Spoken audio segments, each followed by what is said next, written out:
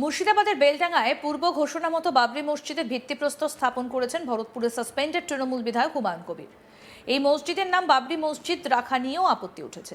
এবার সাংবাদিক বৈঠকে এক বিজেপি নেতা বাবরি মসজিদ নিয়ে হুঙ্কার দিলেন হুমায়ুন কবিরকে। তিনি বলেন, হুমায়ুনের আস্ফালন ভাঙতে হবে, বাবরের নাম লেখা যাবে না। যারা বাবরের নাম রাখতে চান তারা তৃণমূল কিংবা ওয়েসি কিংবা হুমায়ুন নওশাদকে ভোট দেবেন, আর যারা বাবরের নাম মুছতে চান তারা পদ্মফুলে ভোট দেবেন।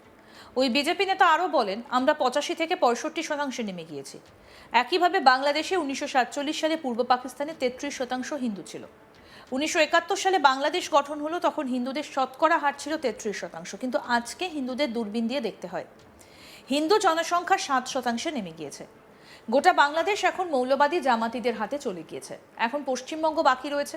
পশ্চিমবঙ্গকে যদি বাঁচাতে হয়, জাতপাতের ঊর্ধ্বে উঠে হিন্দুদের ঐক্যবদ্ধ হতে হবে। উত্তর 24 পরগনার ইছাপুর স্টোর বাজার থেকে লেলিননগর পর্যন্ত বিজেপির পরিবর্তন সংকল্প যাত্রার আয়োজন করা হয়। সেখানে উপস্থিত ছিলেন রাজ্যের বিরোধী দলনেতা শুভেন্দু অধিকারী, ব্যারাকপুরের প্রাক্তন সাংসদ অর্জুন সিং সহ একাধিক বিজেপি নেতৃত্ব। মিছিল শেষে লেলিননগর বিবি গাঙ্গুলি স্কুল মাঠে আয়োজিত হয় এক জনসভা। এর সাংবাদিক বৈঠকেই মন্তব্য করেছেন শুভেন্দু অধিকারী। কি বলেছেন বিরোধী দলনেতা, আসুন শুনে। পশ্চিমবঙ্গকে যদি বাঁচাতে হয়, সর্বস্তরের জাতপাত ভাষার ঊর্ধ্বে উঠে হিন্দুদের ঐক্যবদ্ধ হতে হবে। হুমায়ুন কবিরের এই আস্ফালন ভেঙে দিতে হবে। বাবরের নাম লিখতে দেওয়া যাবে না। এটাই হবে আগামী দিনের। যারা বাবরের নাম রাখতে চান তারা তৃণমূলকে বা হুমায়ুনকে বা ওয়াইসিকে ভোট দেবেন, নৌসাদকে ভোট দেবেন, আর যার বাবরের নাম মুছতে চান তারা পদ্মফুলে ভোট দেবেন। 31/12/2024 পর্যন্ত যে হিন্দুরা এসেছেন তারা সুরক্ষিত থাকবেন, তাদের বাড়িতে পুলিশ যাবে না। এর থেকে বড় প্রাপ্তি আর কিছু বাংলাদেশের শরণার্থী হিন্দুদের হতে পারে না। হাসিনা ওয়াজেদ সরে যাওয়ার পরে রতন মজুমদারকে বলা হয়েছিল চাকরি ছাড়বেন না ধর্ম ছাড়বেন। রতন মজুমদার অভাবী মানুষ, চাকরি ছাড়েননি, তাকে ধর্ম পরিবর্তন করতে হয়েছে। নোটারিতে ওনার নাম হয়েছে শেখ শফিউল্লাহ। এইটাই হচ্ছে বাংলাদেশের হিন্দুদের বর্তমান অবস্থা। আমরা যেমন 85 থেকে 65-তে নেমে গেছি, একইভাবে বাংলাদেশে হিন্দুরা 47 সালে 33% ছিল পূর্ব পাকিস্তানে। 71-এ বাংলাদেশ তৈরি হলো, হিন্দুরা ছিল 22%। আজকে হিন্দুদের দূরবীন দিয়ে দেখতে হয় 7%-এ নেমে গেছে, এবং পুরো বাংলাদেশ এখন মৌলবাদী জামাতিদের হাতে চলে গেছে। আর পশ্চিমবঙ্গটা বাকি আছে। এই পশ্চিমবঙ্গকে যদি বাঁচাতে হয়, সর্বস্তরের জাতপাত ভাষার ঊর্ধ্বে উঠে হিন্দুদের ঐক্যবদ্ধ হতে হবে। হুমায়ুন কবিরের এই আস্ফালন ভেঙে দিতে হবে। বাবরের নাম লিখতে দেওয়া যাবে না। এটাই হবে আগামী দিনের। যারা বাবরের নাম রাখতে চান তারা তৃণমূলকে বা হুমায়ুনকে বা ওয়াইসিকে ভোট দেবেন, নৌসাদকে ভোট দেবেন, আর যার বাবরের নাম মুছতে চান তারা পদ্মফুলে ভোট দেবেন। গেরুয়া পতাকা কোনো রাজনৈতিক দলের নয়। যেখানে পদ্মফুল আছে সেটা বিজেপির পতাকা। গেরুয়া পতাকা হচ্ছে ভারতীয় সংস্কৃতির একটা পরিচয়। গেরুয়া হলো ত্যাগের প্রতীক, শৌর্যের প্রতীক। স্বামী বিবেকানন্দ এই গেরুয়া বসন তার গায়ে রাখতেন। প্রত্যেকটি মন্দিরের মাথায় যে ধ্বজা হরে সেটা হচ্ছে গেরুয়া। শুভেন্দু বলেন, গেরুয়া নিয়ে এত আপত্তি কেন? যারা আরবি সংস্কৃতি ঢোকাতে চাইছে তাদের গেরুয়া নিয়ে এত আপত্তি কেন? এটা স্বামীজির পতাকা, আর এই পতাকা নিয়ে ঢোকার অনুমতি দিয়েছে মমতা ব্যানার্জি সরকার। এই মানুষগুলোকে নিয়ন্ত্রণের দায়িত্ব ছিল পুলিশের। 100 কোটি টাকা তোলা হয়েছে। যুবকদের মেসিকে দেখার সুযোগ করে দেওয়া হয়নি। এজন্য পুরো দায়ী মমতা ব্যানার্জি সরকার এবং তার পুলিশ। মাপ চেয়ে কোনো কিছু হবে না। ওই 2 মন্ত্রীকে বরখাস্ত করতে হবে, টিকিটের অর্থ ফেরত দিতে হবে। সল্টলেক কাণ্ডে রাজ্যের মন্ত্রী অরূপ বিশ্বাস এবং সুজিত বসুর গ্রেপ্তার ও মন্ত্রিসভা থেকে অপসারণের দাবি তুলেছেন শুভেন্দু অধিকারী।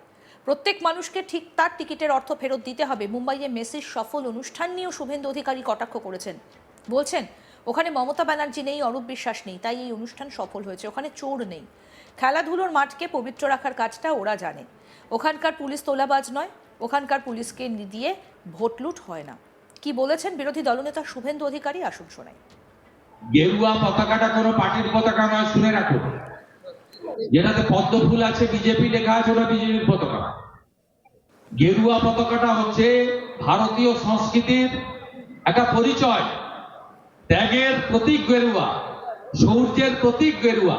স্বামী বিবেকানন্দ গায়ে রাখতেন গেরুয়া। সব মন্দিরের মাথায় যে ধ্বজ ওড়ে সেটা হচ্ছে গেরুয়া ধ্বজ। গেরুয়া নিয়ে এত আপত্তি কেন? যারা আরবি সংস্কৃতি ঢোকাতে চাইছে তাদের গেরুয়াতে এত আপত্তি কেন? দাদা তৃণমূল কংগ্রেস বলছে যে বিজেপি যারা অবাঙালি বাংলা বিরোধী তারা এই ঘটনার সঙ্গে যুক্ত। সরাসরি বিজেপির দিকে আঙুল তোলা হচ্ছে, যারা বাংলা বিরোধী তারা এই ঘটনাটা কে ঘটছে। বাংলা বিরোধী? তৃণমূলের তরফ থেকে বলা কে হচ্ছে, বাংলা বিরোধী যারা কে? মাঠে গন্ডগোল করে। কে বাংলা বিরোধীটা কে? তৃণমূল থেকে বলা হচ্ছে কে বাংলা বিরোধীটা কে? যারা গন্ডগোল করে। আপনি বিজেপি ইতিহাসটা জানেন? তৃণমূল থেকে বলা হচ্ছে। বিজেপি মানে আগের জনসংঘ, তার প্রতিষ্ঠাতা কে? ডক্টর শ্যামাপ্রসাদ মুখার্জি। যদি প্রকৃত বাঙালিদের কোনো পার্টি হয়ে থাকে সেটা হচ্ছে ভারতীয় জনতা পার্টি। দাদা কেন্দ্রীয় তদন্ত তার স্রষ্টা, তার প্রতিষ্ঠাতা হচ্ছেন শ্যামাপ্রসাদ মুখার্জি। দাদা কেন্দ্রীয় তদন্ত চাইবেন। 19 জুন প্রাক্তন সাংসদ অর্জুন সিংকে পুলিশ আটকায়, এই মাঠে আসতে বারণ করা হয়। বলা হয় যে অর্জুন সিং আসলে কি এখানকার পরিস্থিতি ভয়ঙ্কর হয়ে যাবে। আজকে তো সভা হলো, একইভাবে তো আমরা এসব করি না। পুলিশকে নিশ্চয়ই তৃণমূলের যারা আছে তারা বলেছিলেন। হিন্দুদের পাশে দাঁড়ানোর ক্ষেত্রে সবসময় বাধা দেওয়া হয় এবং হিন্দুদের অনুষ্ঠানে আক্রমণ করা হয়, আবার হিন্দুদেরই গ্রেফতার করা হয়। আপনারা কয়েকদিন আগে দেখলেন কাকদ্বীপে কালী ঠাকুরকে প্রিজন ভ্যানে তুলে পুলিশ নিয়ে গেল। কালী ঠাকুর গ্রেফতার হয় আমরা কোনোদিন দেখিনি, এই প্রথম দেখলাম। দাদা কালকের ঘটনায় কেন্দ্রীয় তদন্ত চাইবেন। কালকের ঘটনায় কেন্দ্রীয় তদন্ত চাইবেন। কালকের ঘটনায় কেন্দ্রীয় তদন্ত চাইবেন। কালকের ঘটনায় কেন্দ্রীয় তদন্ত আমি যা চেয়েছি পাবলিক ডোমেনে আছে। সুরেন্দ্রদা গতকাল আমি প্রথম চেয়েছি সিটিং জাজকে দিয়ে পুলিশকে সরিয়ে রেখে সিট গঠন করে ইনভেস্টিগেশন। আমি চেয়েছি শতদ্রু নয়, অরূপ এবং সুজিতের কারাবরণ, মন্ত্রিসভা থেকে বরখাস্ত। আমি চেয়েছি প্রত্যেক টিকিটের পয়সা ফেরত, একদম যোগ বিয়োগ করে পয়সা ফেরত। তিনটে দাবি গতকালই আমি পাবলিক ডোমেনে এনেছি। রাজ্যপাল মহোদয়কে আমার প্যাড ইউজ করে লিখে দিয়েছি। আমার দাবি প্রত্যেকদিন বদল হওয়ার ব্যাপার নেই, ওটা আদায় করে ছাড়বো। মুর্শিদাবাদের বেলডাঙ্গায় পূর্ব ঘোষণা মতো বাবরি মসজিদের ভিত্তিপ্রস্তর স্থাপন করেছেন ভরতপুরের সাসপেন্ডেড তৃণমূল বিধায়ক হুমায়ুন কবির। এই মসজিদের নাম বাবরি মসজিদ রাখা নিয়েও আপত্তি উঠেছে। এবার সাংবাদিক বৈঠকে এক বিজেপি নেতা বাবরি মসজিদ নিয়ে হুঙ্কার দিলেন হুমায়ুন কবিরকে। তিনি বলেন, হুমায়ুনের আস্ফালন ভাঙতে হবে, বাবরের নাম লেখা যাবে না। যারা বাবরের নাম রাখতে চান তারা তৃণমূল কিংবা ওয়েসি কিংবা হুমায়ুন নওশাদকে ভোট দেবেন, আর যারা বাবরের নাম মুছতে চান তারা পদ্মফুলে ভোট দেবেন। আরও আপডেট পেতে দেখতে থাকুন আজ তাক বাংলা। সাবস্ক্রাইব করুন, নোটিফিকেশন পেতে বেল বাটন অপশন প্রেস করুন।